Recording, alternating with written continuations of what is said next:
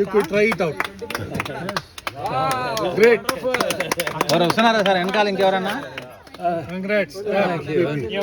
And I got a decent photo down there. Narendra గారు ఇక్కడ దిగి మళ్ళీ ఎక్కొచ్చింది. నరేంద్ర గారు ఇక్కడ నుండి 3 స్టెప్పులు మీరు చెప్పి అన్ని రికార్డ్ అవుతుంది. కిలోమీటర్ల దూరాన ఇది కూడా బయటికి వచ్చేది. ఇది కూడా టన్నెలే, సేమ్ కుచి టన్నెల్లో ఇది ఒక భాగం. అంతా కూడా అడవి. మీరు చూస్తున్నది వియత్నాం దేశంలోని కుచి టన్నెల్స్. ఈ దట్టమైన అడవిలో అమెరికా సైనిక దాడిని తట్టుకోవడానికని వీళ్ళు మొత్తం 250 కిలోమీటర్ల దూరం పొడవు గల టన్నెల్స్ తవ్వుకున్నారు.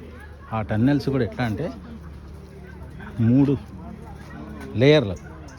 ఒకవేళ మొదటి లేయర్లో ఉన్నవాళ్ళు ఎవరైనా బాంబులు గింబులు వేసి చనిపోయినా 2వ లేయర్లో బతుకునేటట్టు దాక్కునేటట్టు, దాంట్లో కానీ 3వ లేయర్లో మరియు వీళ్ళకి కావాల్సిన సామాగ్రి అంటే యుద్ధ సామాగ్రి కానీ, వాళ్ళకి కావాల్సిన చెప్పులు కానీ, నిత్యావసర సరుకులు కానీ, యుద్ధ సామాగ్రి కానీ మొత్తం అందులోనే. ఈవెన్ లేడీస్,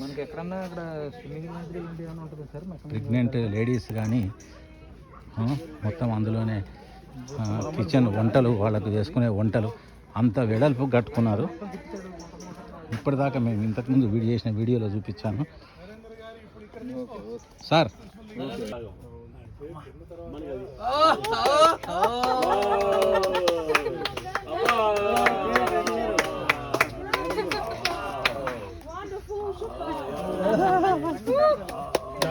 పట్టుకోండి పడతారు. Thank you. ఇది టన్నెల్ నుంచి బయటకు వచ్చే భాగం. ఇది కూడా 2 కిలోమీటర్ల అంటే మనం ఓన్లీ యాత్రికుల గురించి ఒక 2 కిలోమీటర్లు మాత్రం ఓపెన్ చేసి పెట్టాడు. అందులో ఏం చేశాడంటే 100 మీటర్స్కి ఒకటి బయటకు వచ్చేటట్టు పెట్టాడు. ఎందుకంటే 2 కిలోమీటర్స్ నడవాలంటే కొద్దిగా ఇబ్బందికరము. దాంట్లో లోపల ఊపిరాడదు, గాలి ఉండదు, ఏముండదు. అయినా అప్పటి సైనికులు అట్లా లోపలనే దాక్కున్నారంటే, వితౌట్ గాలి ఎట్లున్నారంటే చాలా గ్రేట్ వాళ్ళు. అందుకని ఏం చేశాడంటే 100 మీటర్స్కి ఒకటి ఇట్లాగా బయటికి రావడానికి ఒకటి పెట్టాడు.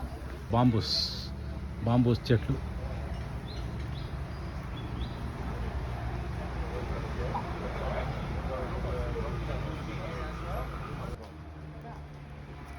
వెనకటికి ఇగో ఈ బంకర్లల్లో ఈవెన్ సైనికులు కాపురాలు కూడా చేశారు.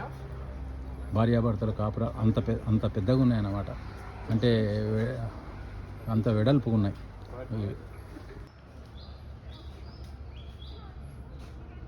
అయిన అడవి.